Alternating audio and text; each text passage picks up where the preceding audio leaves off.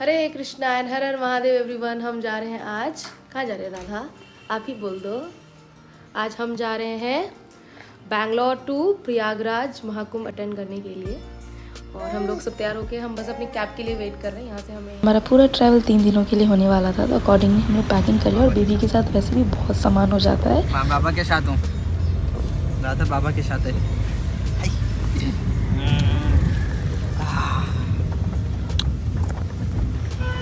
अब मेरे को काट रहे। इससे पहले हमेशा हमने इंडिगो या स्पाइस जेट में ट्रैवल किया, जिसका टर्मिनल 1 पे ही रहता था सारी फ्लाइट्स।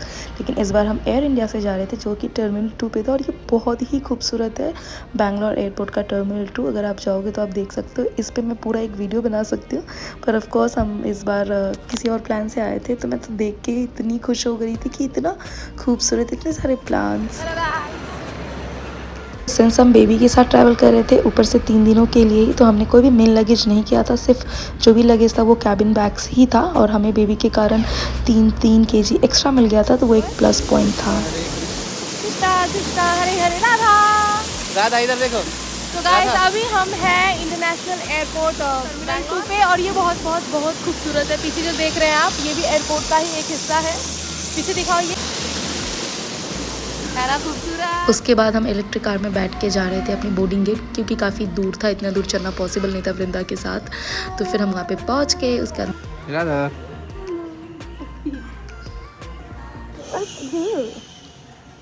हमारा फ्लाइट डिले हो गया था, जिसके कारण मैंने वृंदा को वहीं पे ना खाना खिला दिया था। तो बताइए हम अभी क्यों वेट कर रहे हैं, क्या चल रहा है? अभी हमारी फ़्लाइट 1 घंटे लेट हो चुकी है ना। अभी हमारी फ़्लाइट 5 बजे या 5:20 पे उड़ान भरेगी। तब तक हम प्रतीक्षा करें अपनी फ़्लाइट के लिए। वहाँ पर प्रतीक्षा कर रही है तो और हम यहाँ पे वेट कर रहे हैं। और हम दिखाते हैं हमारी जो छोटी वृंदा है वो क्या कर रही है, देखिए।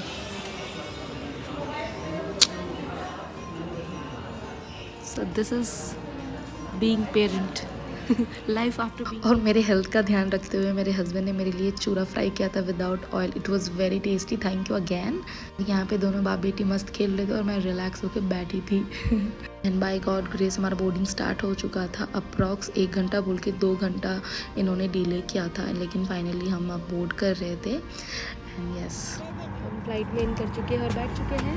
ठीक है राधा। और कुछ देर में अब टेक ऑफ होने वाला है। ये रही राधा।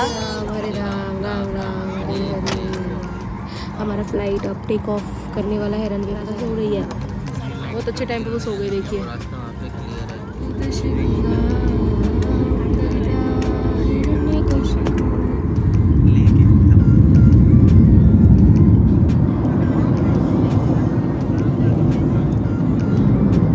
तो पूरे 3 घंटे बाद अब हमारा लैंडिंग होने वाला था। और लैंडिंग से पहले ये दोनों ही बाप बेटी उठ चुके थे पूरे 3 घंटे सोने के बाद।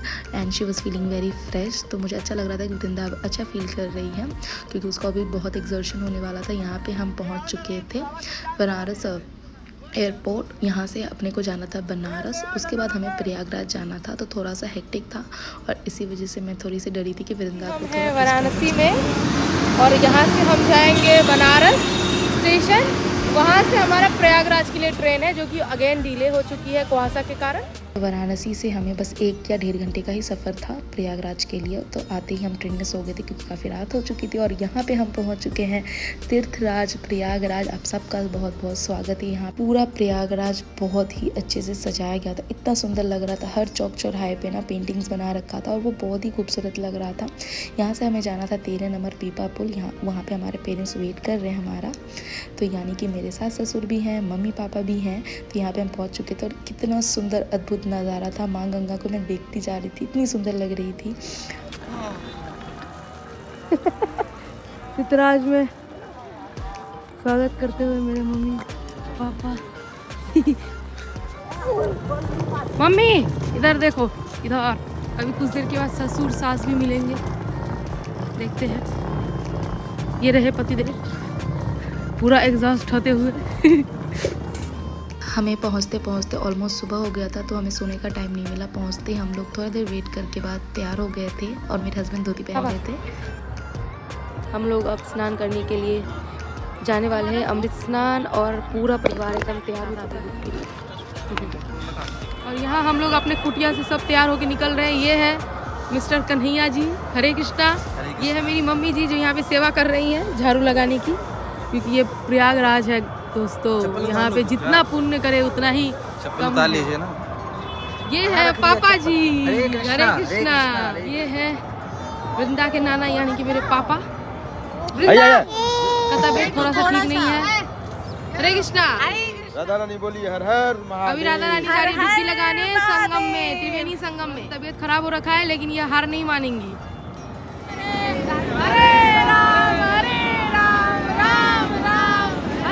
अब हम सब जा रहे थे त्रिवेणी संगम की तरफ। हरे कृष्णा महादेव, हर हर महादेव के जय।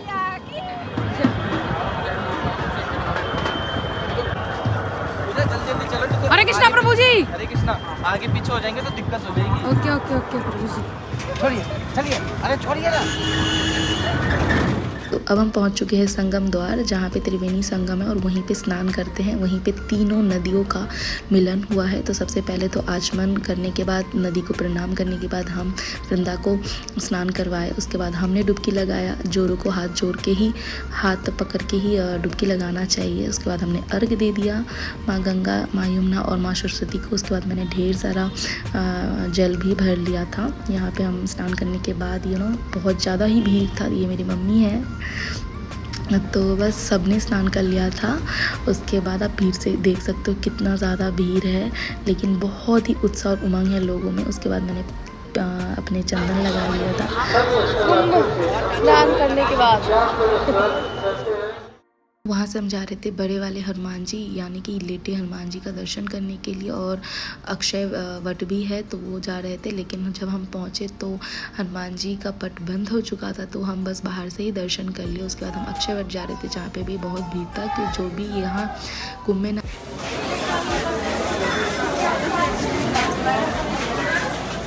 इतना एक्सर्शन के कारण वृंदा बहुत लो फील कर रही थी। और फिर हम सुबह से भूखे थे तो हमें समोसा और थोड़े बहुत ब्रेड पकौड़े मिल गए। सब कुछ दर्शन करने के बाद तो हमने वो बहुत पा लिया। उसके बाद सबको ट्रेन था सबका, यानी कि मेरे मम्मी पापा वापस बिहार जाते यहीं से दर्शन करने के बाद। उसके बाद मेरे ससुर सास जाने वाले थे दिल्ली।